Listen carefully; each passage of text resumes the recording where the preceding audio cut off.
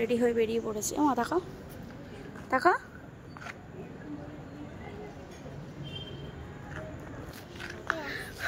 আজকে যাবো হচ্ছে বিড়লা মন্দির। তো চলো ওখানেই সব দেখাবো।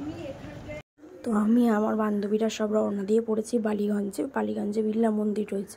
তো আমি কোনো দিন যাইনি, তো আমি ফার্স্ট টাইমই যাচ্ছি। তোমরা কমেন্ট বক্সে অবশ্যই জানিও যে তোমরা এর আগে বিড়লা মন্দির গেছো কিনা, আর ছবি টবি তুলতে পেরেছো কিনা।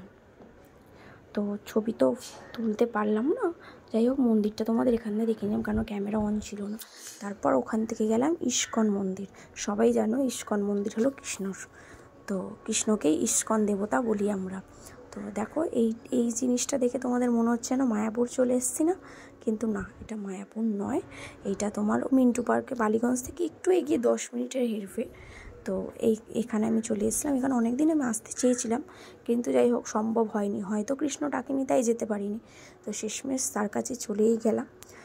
এত সুন্দর লাগছিল, মনটা জুড়িয়ে গেছে, যেন মনে ওকে জড়িয়ে ধরে কাঁদি। অনেক দিন কাঁদিনি, এরকম মনে হচ্ছিল কি যেন ভারী ভারী হয়ে রয়েছে।